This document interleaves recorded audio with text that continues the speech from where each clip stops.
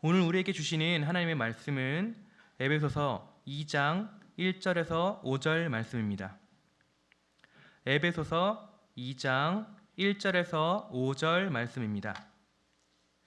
제가 먼저 읽고 번갈아가며 교독하도록 하겠습니다. 하나님 말씀입니다.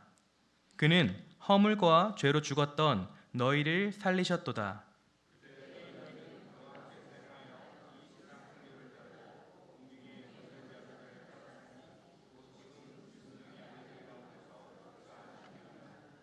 전에는 우리도 다 그 가운데서 우리 육체의 욕심을 따라 지내며 육체와 마음에 원하는 것을 하여 다른 이들과 같이 본질상 진노의 자녀이었더니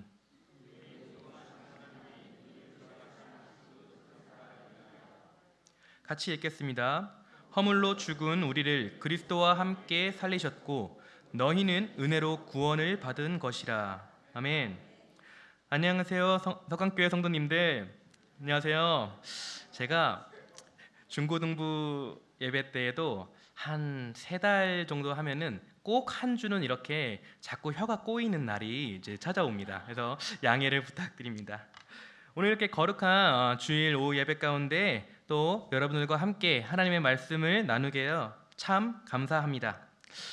여러분 혹시 바쁘신 가운데 문화활동을 좀 즐기시는 편이신가요? 저는 바쁜 나날 가운데 잠깐의 여유 시간이 허락되면은 영화를 보러 가고는 합니다.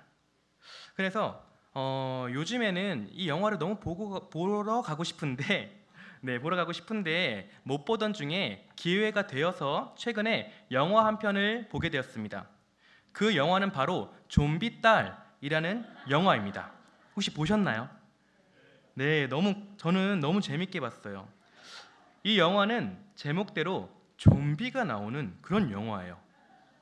허나 기존의 좀비 영화들과 같이 잔인한 호러물, 전통적인 그런 좀비물이 아니라 한 가정 안에서 아이가 좀비에 물려서 좀비가 되었지만 이를 포기할 수 없는 아버지의 사랑이 그 자녀를 결코 포기하지 않고 끝까지 지키고 보호하며 함께하므로 아이를 점차 회복시키는 내용으로 가족의 따뜻한 그러한 사랑을 담아 울고 웃으며 감동을 느끼는 그런 감동적인 좀비 영화입니다. 네, 아주 말이 좀 이상하지만 감동적인 좀비 영화입니다. 그런데요, 여러분, 좀비의 가장 큰 특징이 무엇입니까? 살아있는 것처럼 보이지만 실은 죽어 있다는 겁니다. 이 좀비는 스스로 생각하거나 생명을 만들어낼 그런 능력이 없어요. 그저 주어진 본능과 외부의 힘에 이끌려 다닐 뿐입니다. 저는 어쩌면 현대 사회를 살아가는 많은 사람들이 이와 비슷한 영적 상태에 놓여 있다고 느껴집니다. 열심히 살고 무언가를 성취하는 것 같지만 마음 한편에는 깊은 공허함과 무의미함이 자리 잡고 있습니다. 이러한 삶 가운데 이게 정말 살아있는 걸까? 라는 질문을 던지게 돼요. 우리는 너무나도 바쁜 삶을 살아가고 있습니다. 현대사회는 시간이 가면 갈수록 이 속도가 더해져서 어제보다 오늘, 오늘보다 내일을 더 빠르고 더 바쁘게 살아갑니다. 그 바쁜 삶 속에서 우리는 세상이 말하는 신념과 가치관 등을 들으며 그들이 말하는 훌륭한 자아상을 만들어 놓으며 그러한 사람이 되기 위해 열심히 살아갑니다. 누구는 돈을 최고의 것으로 여기고 또 돈이 많은 사람을 두고 성공하고 훌륭한 사람이라고 말하며 또 누구는 명예를 최고의 것으로 여기며 주변 사람들에게 좋은 평판을 듣는 자를 성공한 훌륭한 사람이라고 합니다. 그렇게 세상이 말하는 여러 훌륭한 가치, 성공한 가치 등으로 자신을 애워싸며 정작 자기 자신은 누구인지 어떠한 자인지는 잃어버리고 살아갑니다. 살아가고는 있지만 사실상 그 안에 진짜 살아있는 생명력은 잃은 채 그저 우리 육신이 말하는, 세상이 말하는 그러한 본능과 외부의 영향에 이끌려가는 그런 삶이죠. 오늘 우리가 읽은 에베소서 본문은 이 질문에 대해 아주 분명하고 확실하게 말해줍니다. 우리가 단지 길을 잃거나 약간의 도움이 필요한 상태가 아니라 완전히 죽어 있었다라고 말입니다. 그리고 바로 이러한 절망적인 상태에서부터 인류 역사상 가장 위대한 그 반전의 이야기가 시작되는 겁니다. 오늘 말씀을 통해 우리가 누구였는지, 또 무엇이 모든 것을 바꾸었는지, 그리고 그 결과 우리는 이제 누구인지를 이 세 가지를 함께 살펴보며 거듭난 그리스도인의 진짜 의미를 발견하는 시간이 되기를 소망합니다. 가장 먼저 우리는 어떠한 상태 혹은 어떠한 존재였는가를 알아야 합니다. 오늘 본문 1절에서 3절 말씀입니다. 그는 허물과 죄로 죽었던 너희를 살리셨도다. 그때 너희는 그 가운데서 행하여 이 세상 풍조를 따르고 공중의 권세 잡은 자를 따랐으니 곧 지금 불순종의 아들들 가운데에서 역사하는 영이라. 전에는 우리도 다 그 가운데서 우리 육체의 욕심을 따라 지내며 육체와 마음에 원하는 것을 하여 다른 일과 같이 본질상 진노의 자녀였더니. 먼저 성경은 우리의 과거를 허물과 죄로 죽었던 상태라고 말하고 있습니다. 바울은 우리가 단순히 그냥 도덕적으로 좀 나쁜 사람 혹은 어느 능력이 부족한 사람이라고 말하지 않습니다. 그는 훨씬 더 근본적인 문제를 지적합니다. 우리는 영적으로 죽었다라고요. 여러분, 죽은 시체가 움직일 수 있나요? 건강을 위해서 죽은 시체가 좀 건강해야지 하고 좀 건강한 음식, 밥을 먹거나 어떠한 러닝크루 같이 그런 운동을 할 수 있나요? 아니죠. 엄청 아프고 고단해도 살아있으면 건강을 위해 그렇게 할 수도 가능하겠지만 이미 죽은 상태라면 그럴 수가 없죠. 이처럼 죽은 시체가 스스로 살아날 수 없듯이, 무언가를 할 수가 없듯이 죄로 죽은 우리는 스스로 하나님을 찾거나 선을 행할 능력, 건강한 그런 영적으로 건강할 수 있는 그런 능력이 전혀 없는 상태였습니다. 본문은 이 영적 죽음의 세 가지 증상을 또 보여주고 있습니다. 첫 번째로는 세상의 풍조를 따른다는 것입니다. 아까 첫 부분에서 말했듯이 세상이 말하는 기준, 시대의 유행, 이 세상이 말하는 가치관 등 다수가 옳다라고 말하는 것 등을 아무런 비판 없이 어떠한 오늘 이제 저희 이단 세미나에 들었지만 진리되는 그런 기준이 없이 그저 따라가는 그런 상태인 거죠. 내 인생의 주도권이 마치 나에게 있는 것 같다라고 말을 하면서 혹은 실상 보이지 않는 세상의 그 흐름에 끌려다니는 그런 상태, 곧 이를 두고 노예 상태였다라고 말합니다. 죄의 노예가 된 상태를 말하는 거죠. 둘째는 공중의 권세 잡은 자를 따른다는 것입니다. 이는 하나님을 대적하는 영적인 세력, 즉 사단의 영향 아래에 있었음을 의미합니다. 교만과 불순종의 영에 사로잡혀 하나님을 거부하는 것이 너무 당연한 삶의 방식이 된 거죠. 셋째로는 육체의 욕심을 따라 지냈다는 것입니다. 한마디로 내 안에 통제되지 않는 그런 욕망과 생각이 시키는 대로 살아가는 거예요. 내 안에 분노가 일어나면 그냥 분노를 쏟아내는 거고, 내 안에 질투와 짜증이 나면은 그냥 그대로 내뱉어 버리는 거죠. 이는 단순히 쾌락을 쫓는 것만을 의미하진 않습니다. 인정받고 싶은 욕구, 성공에 대한 집착, 분노, 시기심, 이기적인 모든 자기중심적인 욕망의 노예로 살았다는 겁니다. 오전 이단 세미나 말씀 때 중간에 잠깐 물에 빠진 그런 예화를 들어주셨어요. 그에 덧붙여서 20세기 최고의 기독교 변증가라고 불리는 클라이브 스테이플스 루이스, 줄여서 C.S. 루이스라는 분의 말을 인용하여 추가로 설명드리겠습니다. C.S. 루이스는 그의 저서 순전한 기독교에서 죄의 강물에 대한 비유를 설명합니다. C.S. 루이스가 말한 죄의 강물 비유는 죄를 단순히 개인이 저지르는 개별적인 잘못된 행동의 목록이 아니라 모든 인류가 태어날 때부터 휩쓸려가는 거대한 흐름, 즉 죄의 상태로 이해해야 한다는 것을 설명하는 그런 이미지를 활용한 예입니다. 먼저 루이스는 대부분의 사람들이 죄를 어떻게 생각하는지를 지적합니다. 사람들은 보통 죄를 개별적인 행동의 문제들로 인식합니다. 내가 어제 거짓말을 했어. 내가 오늘 욕심을 부렸어. 내가 오늘 이런 말을 해버렸다니까? 라고 말하며 죄를 독립적으로 발생하는 잘못된 행동이나 실수로 봅니다. 그래서 단순히 그 죄된 행동을 안 하면 되겠네 라고 생각을 하며 그 잘못된 행동이나 실수들을 제거함으로써 죄를 안 지을 수 있다고 생각하는 거죠. 하지만 루이스는 이것이 죄의 본질을 제대로 보지 못하는 것이라고 말합니다. 그는 죄를 거대한 강물이나 급류에 비유하며 본질을 설명합니다. 즉, 죄는 우리가 선택해서 들어가는 것이 아니라 모든 인류가 태어날 때부터 이미 빠져있는 그 거대한 강물 흐름 속에서 일어나는데요. 이 강물은 우리를 하나님께서 계속 멀어지는 방향으로 강력하게 밀어낸대요. 그 강물의 흐름이. 즉, 죄는 상태이며 거역할 수 없는 그러한 힘이라는 거예요. 이를 두고 볼 때 강물에 빠진 사람이 그 강물 안에서 허우적거리는 것처럼 우리가 저지르는 거짓말, 이기심, 교만과 같은 개별적인 죄의 행동들은 사실 우리가 이미 죄의 강물에 빠져 있는 상태에서 보이는 증상들에 불과합니다.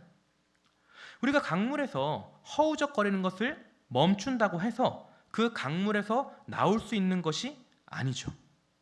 진짜 문제의 근원은 우리의 허우적거리는 행동이 아니라 우리가 빠져 있는 그 강물에 빠져 있는 상태라는 거예요. 해마다 안타까운 물놀이 사고 소식을 들을 때면은 거센 강물의 그 유속의 흐름은 너무 빨라서 수영 전문가들이 와도 그렇게 벗어나기가 힘들다고 해요. 이와 같이 우리가 강물의 거센 흐름 속에서 발버둥 치거나 아무리 우리 힘으로 반대로 헤엄치려고 해도 지쳐서 떠내려가게 된다는 거예요. 이는 인간의 도덕적인 노력이나 선행만으로는 절대로 죄의 근본적인 상태에서 벗어날 수가 없다라는 것을 의미합니다. 잠시 그 흐름을 거슬러 보일 수는 있겠죠. 허나 우리를 끌어당기는 그 밀어내는 힘 자체가 너무 강력하여서 우리는 그것을 이길 수가 없는 거예요. 이러한 죄의 강물의 비유는 우리에게 죄의 보편성과 그 심각성을 이야기해 줍니다. 죄는 일부 나쁜 사람들의 문제가 아니라 모든 인간이 그렇게 죄의 강물에 갇혀 있는 총체적인 상태라는 거죠. 그래서 방금 전에도 말했지만 이처럼 강물에 빠진 사람은 결코 자기 스스로 나갈 수가 없다고요. 그래서 이제 오전에 목사님께서 누가 이제 우리가 헤엄쳐 나가면은 그거를 내가 살았다, 생존했다 얘기하지만 다른 이가 우리를 그렇게 해줄 때는 뭐라고 얘기한다 했죠? 네, 구조해 주신다고 했어요. 이처럼 이 C.S. 루이스도 그렇게 얘기를 합니다. 강 밖에 있는 누군가가 밧줄을 던져줘서 혹은 손을 내밀어서 그렇게 우리를 구조해 줘야만 살 수가 있다라는 거예요. 이는 죄의 강물에 빠진 인류를 구원하기 위해 강 밖에 계셨던 죄의 영향 아래 있지 않았던 그분, 곧 예수 그리스도께서 이 땅에 오셔서 우리를 구원하셔야만 했던 그 필연성을 명확하게 보여주고 있는 것입니다. 결론을 지으면은 C.S. 루이스의 이 죄의 강물의 비유는 죄가 우리의 통제 밖에 있는 그런 강력한 실제이며 이 문제의 유일한 해결책은 우리의 노력이 아닌 외부로부터 오는, 곧 우리 외부로부터 오는 하나님의 은혜와 구원임을 말하고 있는 것입니다. 우리가 함께 보았던 본문에서 죽었던 상태, 죄를 따름 등의 이 세 가지 증상의 결론은 무엇입니까? 3절에 보면 본질상 진노의 자녀였다는 것입니다. 우리의 행위 때문만이 아니라 우리의 그런 상태 존재가 하나님으로부터 분리되어 그분의 공의로운 심판 아래에 놓여 있었다라는 거예요. 그런데 이러한 상태가 또한 복음이 시작되는 지점이 됩니다. 우리는 도움이 필요한 환자가 아니라 조금의 생명력도 없는 말 그대로 죽은 상태, 곧 생명이 필요한 시체였음을 기억해야 됩니다. 두 번째로 알아볼 것은 그렇다면 무엇이 모든 것을 바꾸었는가입니다. 에베소서 2장 4절 말씀입니다. 긍휼이 풍성하신 하나님이 우리를 사랑하신 그 큰 사랑을 인하여. 분명히 우리는 죽을 뻔한 정도가 아니라 완전히 죽었던 자들이었습니다. 그렇게 아무런 소망이 없는 절망적인 상태에서 성경은 선포합니다. 그 중에서 NIV 영어 성경에서는 이렇게 말하는데요. But because of His great love for us. 그러나 콩글리시입니다. 그러나 우리를 향하신 그의 긍휼하신 곧 완전하신 사랑 때문에. 그렇습니다. 우리의 상태가 아닌 하나님의 사랑이 모든 것을 바꾸었다는 얘기입니다. 우리 구원은 우리가 무언가를 결심하거나 자격을 갖추었기 때문에 시작된 게 아니라는 거예요. 그것은 전적으로 하나님의 주권적인 개입이었습니다. 다시 한번 말하자면 우리는 분명히 죽은 상태였다고요. 죽은 자는 아무것도 할 수가 없다고요. 그런데 우리가 그 죽어 있을 때 하나님께서 먼저 움직이셨다는 겁니다. 우리를 향하신 그의 사랑으로 인해서요. 본문 4절은 그 동력을 두 가지로 설명합니다. 긍휼이 풍성하신 하나님이, 그리고 우리를 사랑하신 그 큰 사랑을 인하여. 여기에 아주 중요한 핵심이 담겨 있는 거죠. 구원의 주도권은 100% 하나님께 있다는 거고 우리의 지혜, 노력, 가능성은 0%라는 겁니다. 그래서 이제 신대원에서 한 교수님은 이렇게 이제 말씀을 하세요. 하나님이 하셨고 내가 했으니 하나님께서 하셨다. 이렇게 고백을 하시더라고요. 만약 우리가 조금이라도 살아있어서 손을 뻗을 수 있었다면 구원은 하나님의 은혜이자 동시에 나의 공로가 될 것입니다. 하지만 성경은 우리가 완전히 죽어있다고 말함으로써 구원이 하나님의 자비와 그분의 위대하신 그 조건이 없는 사랑의 결과임을 분명히 하고 있는 거예요. 그래서 은혜라고 하는 거죠. 팀켈러 목사님은 종종 이렇게 질문한다고 합니다. 당신이 하나님께 받는 이유가 당신 안에 있습니까? 아니면 하나님 안에 있습니까? 만약 그 이유가 우리 안에 있다면 우리의 상태에 따라 하나님의 사랑도 변하게 될 것입니다. 하지만 그 이유가 변함없으신 하나님의 성품, 그분의 긍휼과 사랑 자체에 있다면 그 사랑은 결코 변함이 없고 흔들리지 않을 것입니다. 다시 말해, 그러나 하나님이, 이 한마디에 우리의 모든 소망이 담겨 있다는 거예요. 그곳에서부터 모든 것이 변했다는 거죠. 그렇다면 세 번째로 볼 것은 그럼 우리는 이제 어떠한 상태인가, 어떤 존재인가입니다. 오늘 본문 5절 말씀입니다.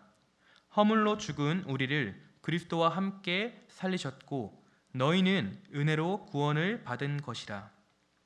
자, 그렇다면 하나님의 주권적인 사랑이 우리에게 행한 일은 구체적으로 무엇입니까? 바로 우리를 그리스도와 함께 살아난 새로운 존재가 되게 하셨다는 겁니다. 5절은 말하고 있습니다. 허물로 죽은 우리를 그리스도와 함께 살리셨고 너희는 은혜로 구원을 받은 것이라. 여기서 가장 중요한 단어는 함께입니다. 즉 예수 그리스도와 함께 그 안에서 말이에요. 하나님은 우리 각자를 그냥 개별적으로 살려내신 게 아닙니다. 그분은 우리를 그리스도와 연합시키심으로써 그리스도께서 십자가에서 죽으실 때 우리 옛사람도 함께 죽게 하시고 그분이 부활하실 때 우리도 그 안에서 새로운 생명으로 거듭난 존재로 함께 살아나게 하셨습니다. 이것이 바로 거듭남의 신비입니다. 우리는 작년부 수련회에서 DNA에 관해서 좀 들었을 거예요. 이와 관련하여 말할 때 나의 생물학적 그런 DNA가 부모님으로부터 온 것이라면 나의 새로운 영적 DNA는 부활하신 그리스도로부터 온 것이라고 할 수 있겠죠. 따라서 거듭난 그리스도인의 정체성은 더 이상 나의 과거, 나의 약점, 나의 성취에 의해 규정되지 않는다는 겁니다. 오직 그리스도 안에서 내가 누구인지, 내가 또 나의 정체성이 무엇인지가 정해진다는 거예요. 세상의 풍조를 따르던 노예에서, 아무런 소망이 없는 죽은 자에서 이제는 그리스도 안에서 진리를 따라 생명을 가진 자로서 살아가는 자녀가 되었습니다. 불순종의 영을 따르던 자에서 이제는 성령의 인도를 받는 그런 자녀가 되었습니다. 육체의 욕심을 따르던 자에서 이제는 그리스도의 사랑을 따라 이웃을 섬기는 그런 자로 살아가게 되었습니다. 그리고 이 모든 것을 가능하게 한 그 힘의 원천을 5절에서 바울은 괄호 안에 집어넣어 강조하고 있습니다. 너희는 은혜로 구원을 받은 것이라. 이것은 단순히 그냥 부연적인 그런 설명이 아니라 우리의 새로운 정체성을 두고 말할 때, 거듭남을 두고 말할 때 가장 중요한 핵심이 되는 거죠. 우리가 무엇을 해서가 아니라, 너가 어떤 거를 해서가 아니라, 공로가 있어서가 아니라 하나님의 은혜라는 것을 명심하라는 거예요. 따라서 우리의 신앙생활은 더 이상 하나님 앞에서 무언가를 증명하려고 하는 그런 노력이 아니라 이미 받은 그 생명을 감사하며 살아내므로 또 기쁨의 여정이 되어야 한다는 거예요. 설교를 마무리하도록 하겠습니다. 사랑하는 서강교회 성도님들, 세상은 우리에게 너 자신을 발견하라, 너 자신을 증명하라 라고 말합니다. 허나 성경은 네가 그리스도 안에서 누구인지 발견하고 깨달으라고 말하고 있습니다. 세상은 내 안에 가능성을 믿으라 라고 말합니다. 그러나 복음은 말합니다. 네 안에는 소망이 없지만 너를 향한 하나님의 위대한 사랑이 모든 것을 가능케 했다. 우리는 모두 영적인 좀비였습니다. 분명 죽어 있었습니다. 그러나 하나님이 그분의 측량할 수 없는 사랑으로 우리를 그리스도와 함께 살리셨습니다. 앞서 잠깐 소개했던 좀비 딸이라는 영화와 같이 이것이 저와 여러분이 주인공이 되는 그런 좀비 아들, 좀비 딸, 그런 이야기인 거예요.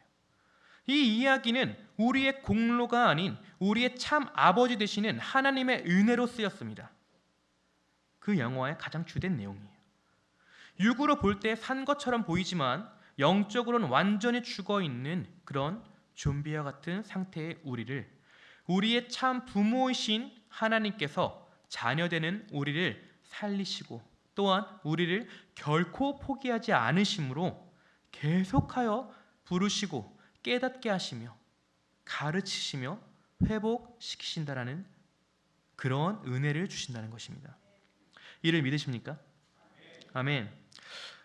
혹시 이 자리에 아직 나의 힘을 빼지 못하고 자신의 힘으로 나의 공허함이나 결핍을 채우려고 하는 분이 있진 않으십니까? 이제 그만 옛된 그런 습관, 죄의 본성을 따르는 삶을 뒤로 한 채 우리에게 주신 그 하나님의 은혜에 무릎 꿇고 나아가기 원합니다. 우리를 죽음에서 생명으로 옮기신 그 놀라운 사랑을 믿음으로 받아들이고 고백하기를 원합니다. 우리는 주님의 은혜로 죽음의 상태에서 생명의 상태로 정체성이 변화된 거듭난 자들입니다. 그러므로 주님의 은혜에 이 새로운 생명을 얻은 우리 모든 서강교회 성도님들은 매일 이 진리 위에, 이 복음 위에 굳게 서 나가길 바랍니다. 우리는 더 이상 과거의 얼매인 자들이 아니라 그리스도 안에서 영원한 생명을 누리는 새로운 피조물, 곧 거듭난 자들입니다. 그러므로 이 은혜의 감격 속에서 살아가는 우리 모든 서강교회의 성도님들 되기를 축원합니다.